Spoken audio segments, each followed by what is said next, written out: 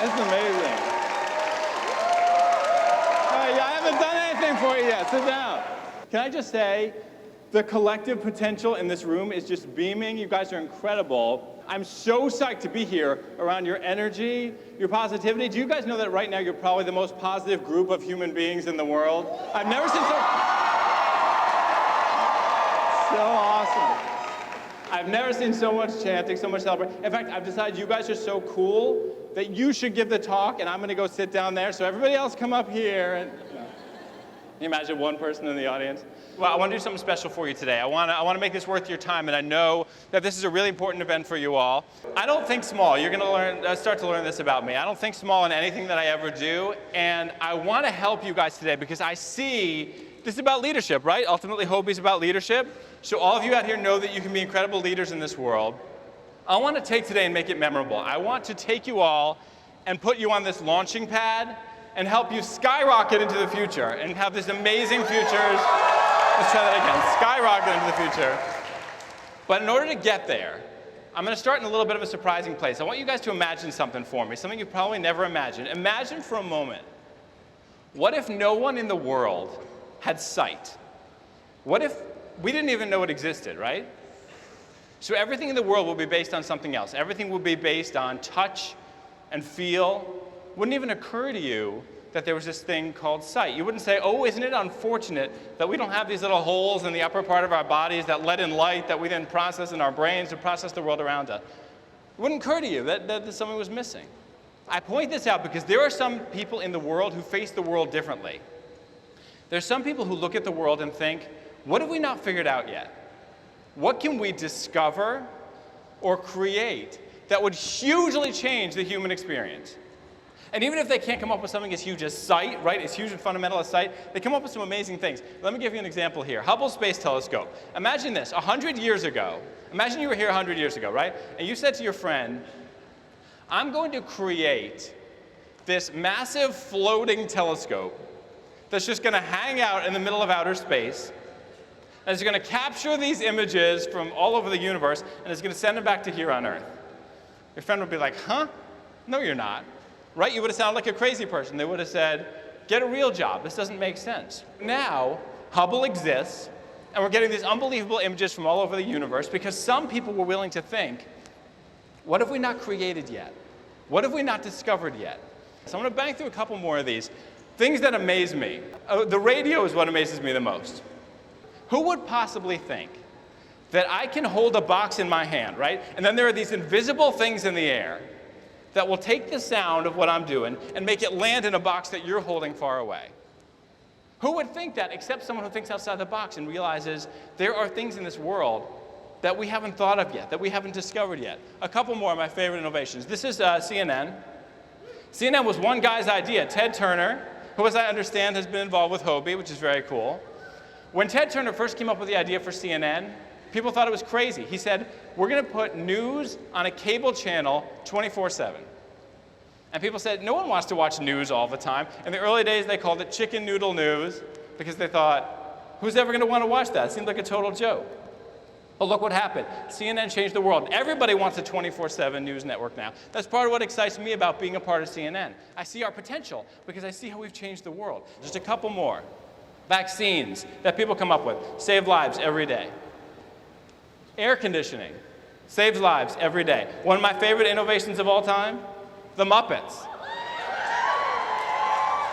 This is one guy's idea, right? He just comes up with something, and now Sesame Street is used all over the world to educate kids about people who are different from them.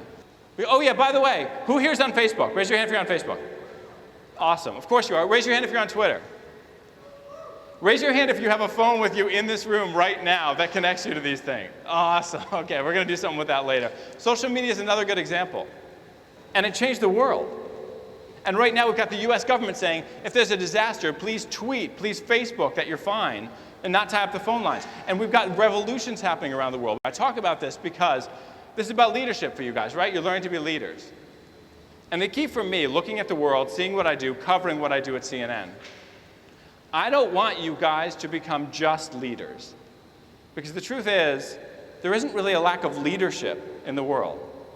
There are plenty of people out there who want to be leaders, who want to call the shots, who want to be boss, who want to tell other people what to do. There are a lot of leaders in this world. What we lack, what we sorely lack, what we need desperately, and what all of you in this room, I've seen you and I've seen what you do, and you're here for a reason. What I want you to be are visionaries. People who can think, what have we not figured out yet? What can we do that's brand new? What can we create that no one's ever figured out before? I'm going to give you a couple examples of how important this is, because this is the world that we're dealing with right now. Look, one of the big things I've been covering is the Arab Spring. Right? You guys know what this is. There are these countries around the world that are going through these major changes right now. Lots of fighting, lots of changes. And to some extent, you could say these are visionaries who are pushing for these changes. These are visionaries who thought, wow, if we stand up and we fight, we can change our government. But I look at it now and I say, okay, when you get a new government, where are the visionaries who are going to create a better, more peaceful world out of this? And right here in America, where are the visionaries that understand all this change that's happening and are going to create a better world? Let me give you an even stronger example, world hunger. Anybody here want to guess how many people are hungry in this world? Anybody know? Sorry, you don't have to guess. Yeah, go ahead. What's that? 2 billion? It's about 1 billion, but that's a good guess. Almost 1 billion people. In 2000, these leaders got together from all over the world. They said, we're going to change that. We're going to cut it in half. We're going to make a major difference. We're going to get rid of half the hunger in this world. So they get together 10 years later to see how well they're doing, see what kind of changes they've made. Guess how far they got in 10 years? World hunger was down less than 1 percentage point. It was basically the same number of people who were hungry. So why is that? Why did they not get farther? With all these leaders coming together, there were leaders, they said, we're going to make change. Why are all these people still hungry? Part of the problem is moral leadership. There are some dictatorial regimes out there that aren't good to their people. But part of it, a lot of people with their morals in the right place, they didn't have visionaries. People who thought outside the box, people who thought, we're going to do something brand new. We're going to get past all these obstacles, and we're going to make major changes in this world. But you guys can become visionaries. So here's what I want to do. I'm going to tell you a little bit about my story because I want to help you all do things that are really amazing in this world. I don't pretend to be some major visionary. I don't pretend to have changed the world. But I do try to think like one. And what I do, what I've always done, I get these images of what I want to achieve, and then I just go for them. I haven't gone through traditional paths in my life. I worked at NPR. I worked at CNN. I created roles for myself in each place. I didn't decide to apply for a job. I never applied. I just kind of showed up at each place and I said, I really need to create this. I need to do this. I need to make it happen. And it took a lot of work and I made it happen. Do this for me. Just think for a second. Think in your own mind. If you could do something huge for the world, think about right now, what would it be? Yeah, go ahead. What do you want to do? Get rid of all the debt. All the debt in the world? See, that's a perfect thing. Like debt in America or debt all over the world? Good for you. What you got? End cancer? Awesome. What do you have? End stigma for dogs. Get every orphan a family to live with. Help dyslexics. Create vaccines. A constant nuclear energy source without any pollution. You want to end poverty. End human trafficking. These are just the kinds of things we're talking about. It takes being visionary. You want to help sickle cell patients. What do you want to do? If you could do anything, visionary, change the world, what do you want to do? I want to stop dolphin killing. Stop dolphin killing. Fundamental human rights all over the world. What do you want to do? These are incredible. I'm going to start a nonprofit organization for orphans. Yeah, let's do a couple more. Break down barriers between people. You want to break down barriers between people of different countries. And that's part of what HOBY's about, isn't it? Equal rights for everyone. Lesbians, gays, transgenders. Wait, what you got? To decrease the illiteracy rate in my state of Mississippi. See, these are all amazing things. Now think about this. Think about what it would take to get there, and then think about where you are right now. So clearly, there's a pathway between here and there. Clearly, there's a journey that you guys need to go on to get from here to there. So what I want to do is imbue you with a few lessons that I picked up over the years. And we're going to start in a surprising place. These are termites, and this is where we're going to start from. I learned a lesson when I was doing a story about bugs once. You never know what you're going to learn from. Here's an incredible thing about termites. When termites are born, they automatically know what their role is in the world. They're foragers and they're builders, and they just know what it is that they're supposed to do. They don't fight for it, they don't try it out. And then when a queen dies, another one just becomes the queen. I point this out because all living things have incredibly powerful instincts. And unfortunately, what I've found is that in the way we live, a lot of the time we lose our own sense of our instincts. We stop hearing them. We get so caught up in these other ideas like, oh, that looks glamorous, or oh, maybe I should do this, or maybe I should do that. And we don't even listen to ourselves. And sometimes what you have to do is just completely clear out your mind, take a hike if you need to, whatever it takes, clear your brain, and hear those instincts. Your instincts will guide you. My instincts have always guided me. I've had moments when I have this wave of realization. Oh, I need to go to NPR. Oh, I need to go to CNN. Everyone who raised your hand just now, and everyone who I didn't even get to, who has a visionary idea, those come from your instincts. This is something inside you that says this is something you're passionate about that you need to change. And when you operate out of your instincts, no one can stop you. Unfortunately, most people don't realize how huge their opportunities are when they get them. Most people don't see how, and the best example I've ever seen is this clip from Friends, so I'm going to set it up. So you guys know the characters, right? You know who's in it? All right, so here's the setup. It's Rachel's birthday, and Monica is throwing this big party for Rachel. But Monica's a total control freak. You guys know this because you've seen this. Monica's a total control freak. She's running the whole party herself. Phoebe wants to help throw this party. Phoebe, in her instincts and her dreams, she says, I want to help throw this party, so Monica won't let her. Then finally Monica relents and says, okay, you can be in charge of cups and ice. You can just get the cups and the ice. Now, most people would just buy cups and ice for the party and be upset they didn't get to do more. Watch what Phoebe does. Hey, check it out.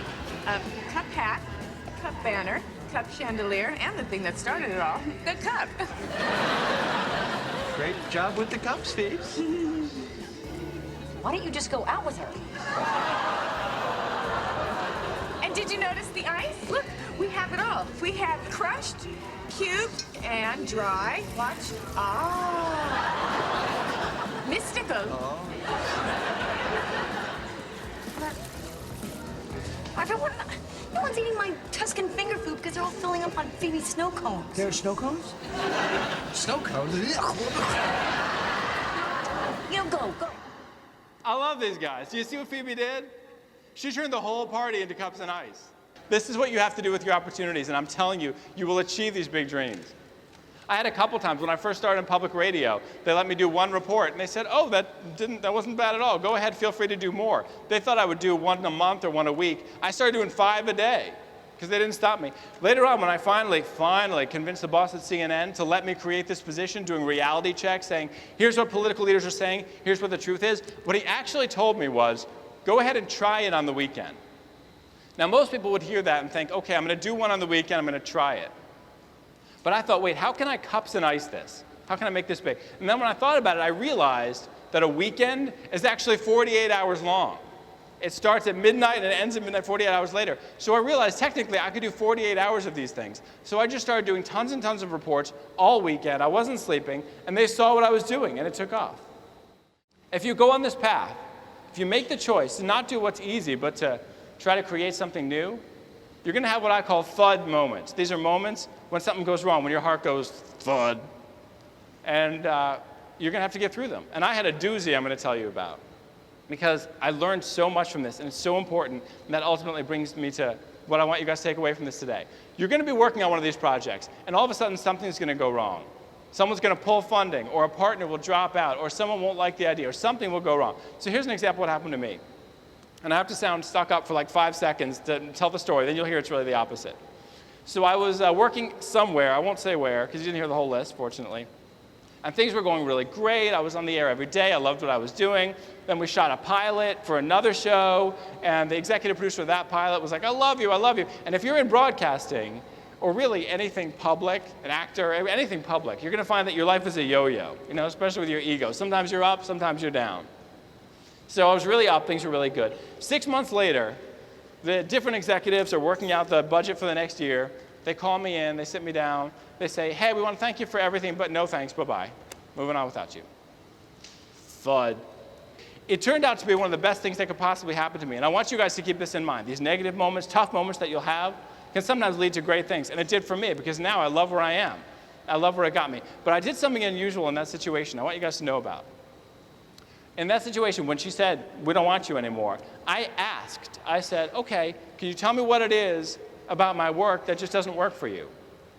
And what she said was so instructive for you guys. This is a direct quote. She said, the only thing I can say is, you don't talk like a typical anchor. So I wanted to stand up and yell, that's the whole point, I don't want to. But I didn't. I shook her hand, I said thank you, and I walked out. But what I found out since, this is amazing. If you guys chase big dreams, if you try to do big things with your lives, you're going to have almost the exact same experience. Someone at some point is going to say to you, I don't get you. You're different. You're not like other whatever it is, engineers. You're not like other scientists. You're not like other circus performers, whatever it is you're doing. They're going to tell you that you're different. And I want to help navigate you through because you are going to then face one of the biggest questions of your life. Here's the lesson. In the end, it is only by celebrating your uniqueness and harnessing your uniqueness, harnessing what's unique about you to do great things, that you shine.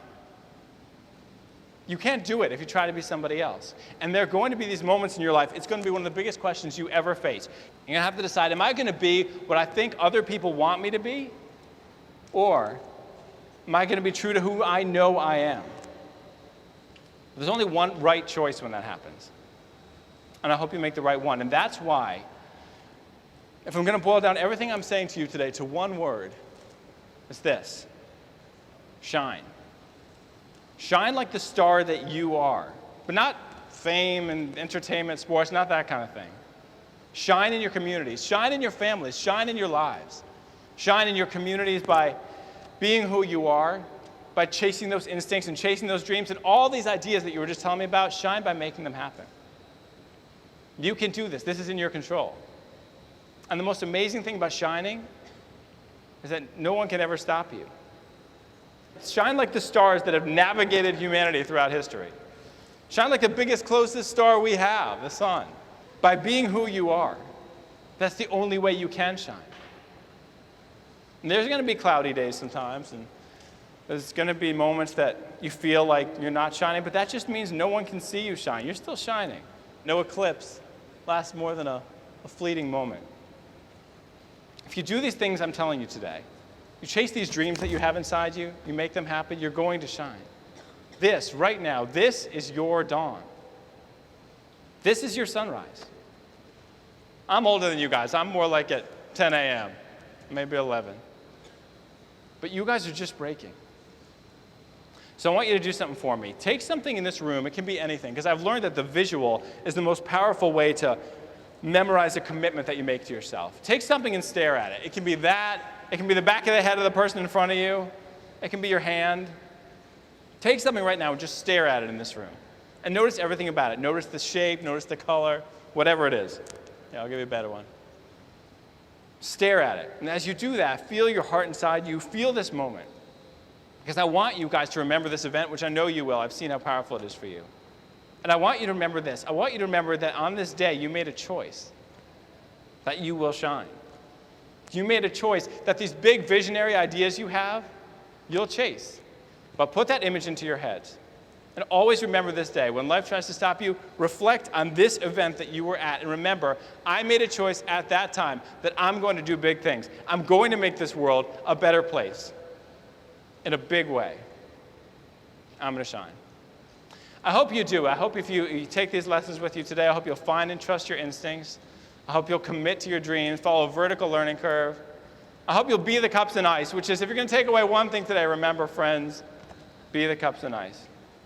If you do all that, you chase these dreams, I promise you, when you leave here, you go off into your lives, you grow up into adulthood, you keep chasing these dreams, you will make big things happen, and I guarantee you, you will shine. Thank you, everybody. Thanks for having me here.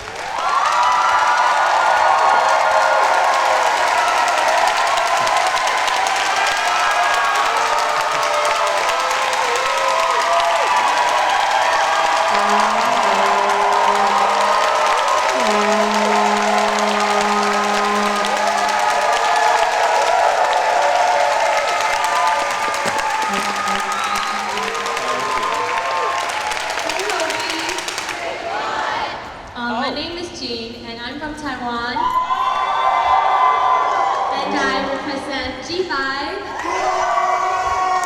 On behalf of HOBY, I would like to thank Josh Levs for such an amazing speech. It's fabulous. And I would also like to present him our HOBY thank you gift, a HOBY bag. And a HOBY t-shirt. Nice. Also a HOBY hug. Thank you.